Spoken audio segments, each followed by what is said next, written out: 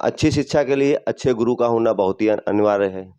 Motivation से थोड़े उनके साथ प्रयास किया जाए तो वो भी बहुत अच्छा कर जाते हैं। हमारे जो अभी इंडिया की जो सॉफ्टवेयर कंपनीज हैं उनके हेड्स, उन्होंने हमारे शिक्षा मंत्री जो मानव संसाधन विकास मंत्रालय है उनसे भी पहले डिस्कस किया था। वर्तमान समय में शिक्षा का बहुत ही महत्व है। शिक्षा है तो देश और समाज का विकास इसके बिना शिक्षा के बिना संभव नहीं होता है। अच्छी शिक्षा के लिए अच्छे गुरु का होना बहुत ही अनिवार्य है। जब अच्छा गुरु होगा तो अच्छी शिक्षा मिलेगी और छात्र का जीवन और भविष्य उज्जवल हो सकेगा। ऐसे ही एक प्रतिभावान शिक्षक हमारे साथ हैं आदित्य कुमार दीक्षित जी, जो मैथ की शिक्षा देने का काम कर रहे हैं। गणित का विषय का उनका जो है वो पढ़ाते हैं और सबसे बड़ी खासियत यह है कि इन्होंने जिन छात्रों को शिक्षा दी वो सार्थक हुई। आइए जानेंगे कि कैसे वो अपने बच्चों को शिक्षित करते हैं और क्या उनका मोटो रहता है कि कैसे बच्चों को बेहतर शिक्षा दी जाए और उनका भविष्य उज्जवल हो सके। हमारे बच्चे जो, मैं मुख्यतः अध्यापक, गणित का अध्यापक हूँ और हमारे बच्चे मैथ से बहुत डरते भी हैं। तो सबसे पहले तो उनका डर निकलना बहुत ज़रूरी है। डर निकालने के लिए हम बच्चों को ज़्यादा से ज़्यादा अभ्यास कराते हैं। जितनी भी प्रॉब्लम्स दी रहती हैं एनसीईआरटी बुक में, हमारा स्कूल मुख्यतः एनसीईआरटी सीबीएसई बोर्ड है, तो इसमें एनसीईआरटी की बुक्स लगी हुई हैं। सारे कंपटीशन एनसीईआरटी बेस्ड ही होते हैं जितने भी आते हैं। तो अब जो लोग कहते हैं कि एनसीईआरटी कर लीजिए, आरडी शर्मा कर लीजिए, आरएस अग्रवाल कर लीजिए, मेरा मोटिव रहता है कि rather than doing 10 books, do 1 book 10 times. एक एनसीईआरटी की बुक है जिसके बेस पे सारे कंपटीशन होते हैं, तो इसी बुक को जो अगर आप 10 बार रिवाइज कर लें, 8 बार 10 बार रिवाइज कर लें और उसके बाद सैम्पल पेपर कर लें तो आपकी परफॉर्मेंस बहुत अच्छी रहेगी। जो सैम्पल पेपर इस बार 2023 का दिया हुआ है उसका बहुत अच्छे से अभ्यास कर लें तो आपको आइडिया लग जाएगा कि किस तरह के पेपर इस बार आ रहे हैं। और बच्चों की समस्याएं जो भी हैं, बेसिक समस्याएं, वो उसके लिए वो अपने टीचर से कांटेक्ट करें और उसको समय के साथ साथ उसको दूर कर लें तो बहुत अच्छा रहेगा। इसी तरह से बच्चे जो हैं बहुत अच्छा परफॉर्म कर रहे हैं। जो बच्चे इन बातों को फॉलो कर लेते हैं वो परफॉर्म कर जाते हैं और जो इसे नहीं कर पाते हैं उनके साथ समस्या बनी रहती है। नहीं कर पाने का क्या कारण होता है आमतौर पर? ऐसे क्या क्या होता है कि बच्चे इस चीज़ को नहीं कर पाते हैं?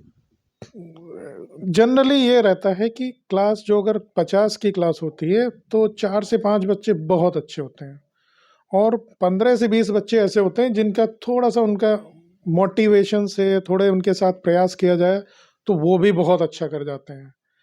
कुछ बच्चे ऐसे होते हैं जिनके साथ या तो घरेलू समस्याएं हैं या वो कोप अप नहीं करना चाहते, कोऑपरेट नहीं करना चाह रहे हैं, उनके साथ समस्या आती है। वहाँ मैथ्स का सीधा फंडा है कि जब आज कोई समस्या या कोई भी टॉपिक पढ़ाया जाता है तो उसे सेम डे करना आवश्यक है। सेम डे उसकी प्रैक्टिस करेंगे तो वो लीस्ट टाइम में, सबसे कम समय में आप बहुत अच्छे से सीख सकते हैं। जो अगर आप उसको डिले करेंगे तो वो पाइल अप होता जाएगा। इकट्ठा काम जब करेंगे तो वो आपका टाइम बहुत ज़्यादा लेगा और आप उसे सॉल्व करने में असमर्थ रहेंगे, फिर नहीं कर पाएंगे बहुत अच्छे से। फरवरी माह में बोर्ड परीक्षा आ रही है, तो बोर्ड परीक्षा में बच्चे कैसे तैयारी करें? अब का समय भी कम बचा हुआ है। हाई स्कूल इंटर आप पढ़ा रहे हैं तो उसमें कैसे उन लोग के लिए क्या कहेंगे?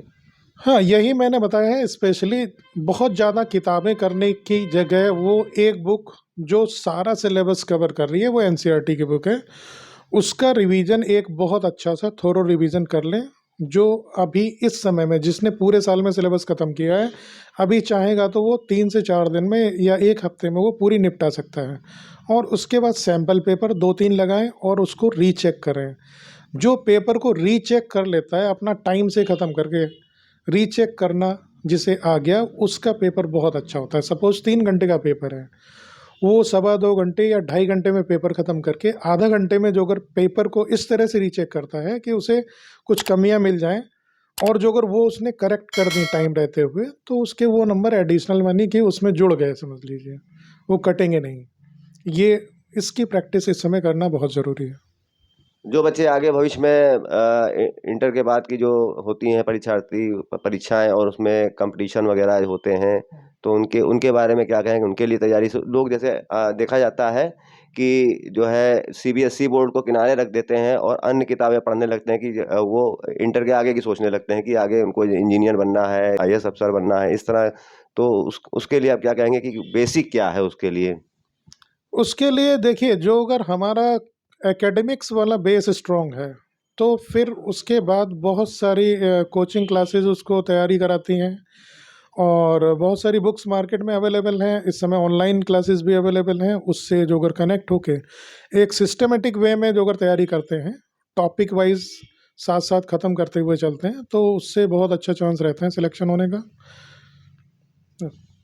कई बच्चे ऐसे होते हैं जो सीबीएसई मतलब वो बोर्ड की किताबें, एनसीईआरटी की किताबों को जो है कम पढ़ने लगते हैं इंटर तक जाते जाते, और वो आगे की तैयारी, एडवांस तैयारी करने लगते हैं। तो उसका क्या क्या फर्क पड़ता है? देखिए, हमारे जो अभी इंडिया की जो सॉफ्टवेयर कंपनीज हैं, उनके हेड्स, उन्होंने हमारे शिक्षा मंत्री जो मानव संसाधन विकास मंत्रालय है, उनसे भी पहले डिस्कस किया था कि कुछ बच्चे बहुत अच्छे नंबर से सिलेक्शन लेते हैं, लेकिन यहाँ पर उनका बेस जो होता है वो नहीं मिल रहा है। तभी से हमारी गवर्नमेंट ने डिसाइड किया है कि एकेडमिक्स का भी एटलीस्ट 75% प्लस हो, और कंपटीशन भी क्वालिफाई हो, तब होता है। इस बार गवर्नमेंट ने कुछ और नियम निकाले हैं कि हर बोर्ड के टॉप 20% स्टूडेंट्स को भी एडवांस लेवल पे क्वालिफाई माना जाएगा। मेंस होता है और एक एडवांस होता है जेई में। तो गवर्नमेंट अभी इस रूल को भी लाने जा रही है। 20% टॉपर्स जो होते हैं उनको डायरेक्ट एडवांस के लिए कंसिडर किया जाएगा। लोकल लेवल में और कॉलेज लेवल पर आमतौर पर देखा गया है कि स्टूडेंटों और उनके फैमिली, उनके जो गार्जियंस हैं, तो वो चाहते हैं कि ज़्यादा से ज़्यादा परसेंटेज, ये परसेंटेज की जो कंपटीशन चालू हुआ है, या टॉपर्स की जो कंपटीशन चालू हुआ है, ये कितना हित में है ये छात्रों के? देखिए, बच्चों में जब तक कंपटीशन की भावना नहीं आएगी, तब तक तो उन्हें प्रोग्रेस नहीं मिलेगी। देखिए, जहाँ सेटिस्फेक्शन हो गया, तो फिर लेवल तो वो अपना राइज नहीं कर पाएंगे। कंपटीशन तो होना चाहिए, लेकिन कंपटीशन उनके मानसिक और शारीरिक विकास में बाधक नहीं होना चाहिए। उसके लिए घर वालों को थोड़ा सहयोग देना चाहिए, बच्चों से डायरेक्ट उनके कांटेक्ट में रहना चाहिए। इतना प्रेशर ना माउंट करें उनके ऊपर कि बच्चे कहीं डाइवर्ट हो जाएं, मानसिक दबाव में आ जाएं।